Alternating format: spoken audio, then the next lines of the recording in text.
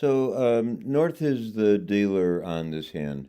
North has 479, 16 high card points and a balanced hand, and so I would expect North to open one no trump. Um, and now to South. South has 12 high card points, and so South knows that at a minimum, North and South together have 27 high card points, more than enough for game. What South doesn't know is which game would be best: 3 no trump or 4 hearts.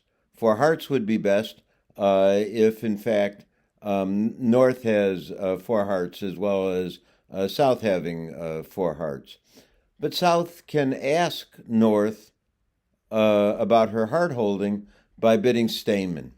And so South begins the Stayman convention by bidding 2 clubs. And now it's back to North. North has 3 possible responses. North would bid 2 diamonds without any 4-card major, would bid 2 hearts with 4 hearts and possibly 4 spades as well, or 2 spades with 4 spades but fewer than 4 hearts. And so North's response to South's Stayman bid is clear. North bids 2 hearts, and now South knows that North and South together have exactly 8 hearts.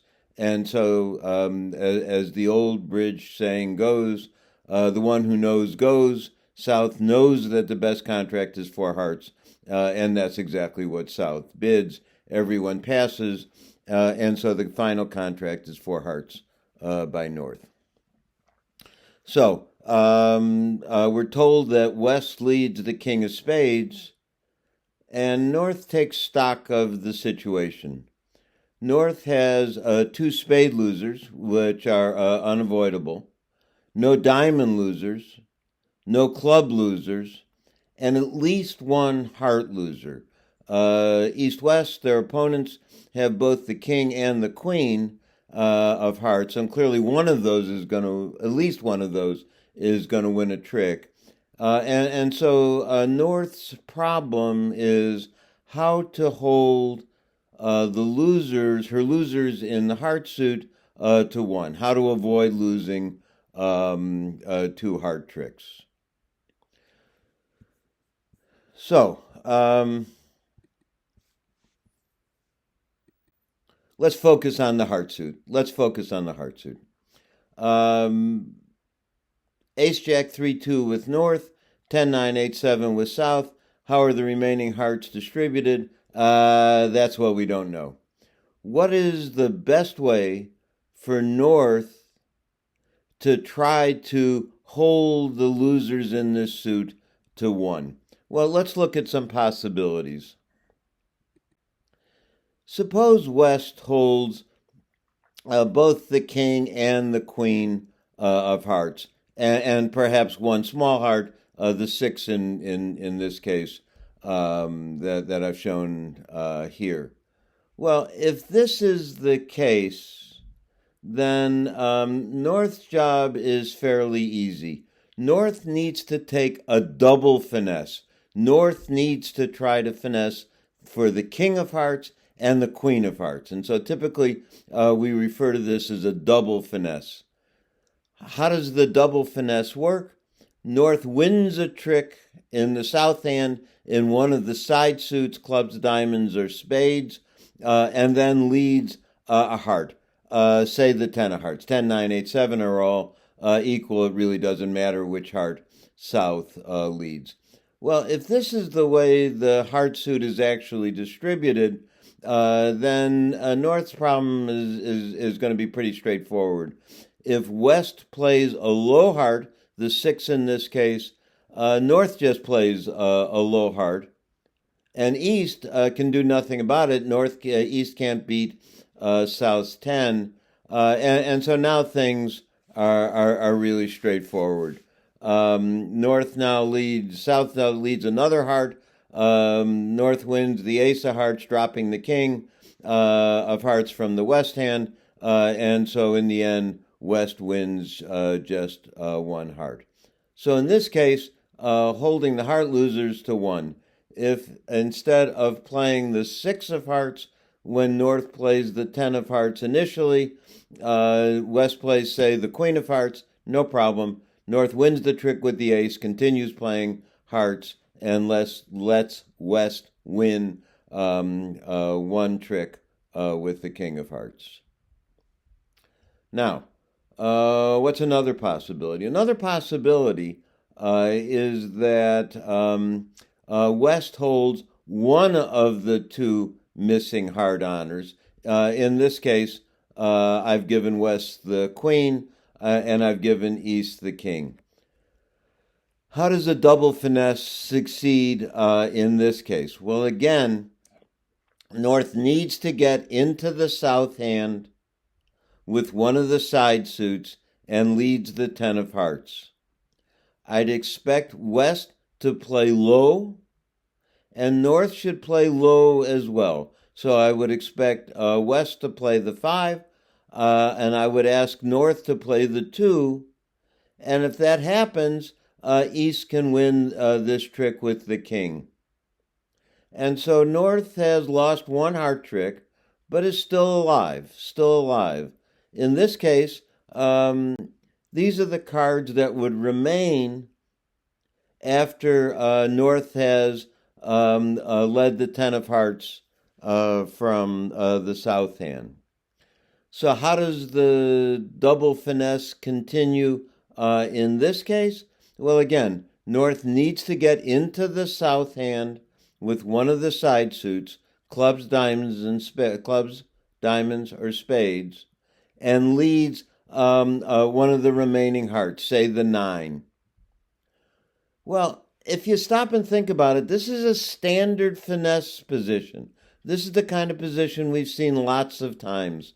North is hoping to win a trick with a card that's lower than some other card that her opponents hold. In this case, she's trying to win a trick with the Jack, even though her opponents hold the Queen. She leads the 9. I would expect West to play the 6. North says a silent prayer and plays the 3. And in this case, her prayers are answered. East cannot beat the 9 of hearts. And now North's problems are over. She leads hearts one more time, picks up West's remaining Queen of Hearts, and has held her losers to 1. So why do we call this a double finesse? Because it's good terminology. North needs to finesse twice in order to hold her losers to just 1.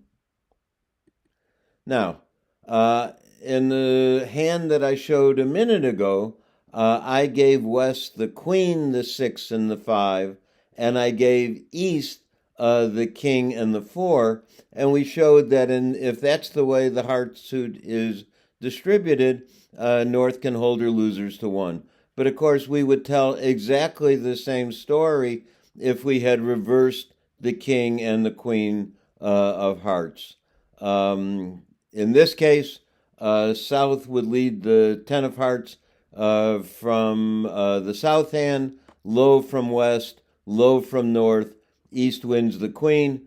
North wins another trick in the south hand, and again repeats the finesse. And so the double finesse works equally well if West started with the King and East started with the Queen, or West started with the Queen and East started with the King. The double finesse in this case will again hold the heart losers to 1. Now, will this double finesse always work? No, it won't. The case where it won't work is the case where East has been dealt both the King and the Queen. In this case, North it's not North's lucky day. North has run into some foul luck. I would expect North to try the double finesse.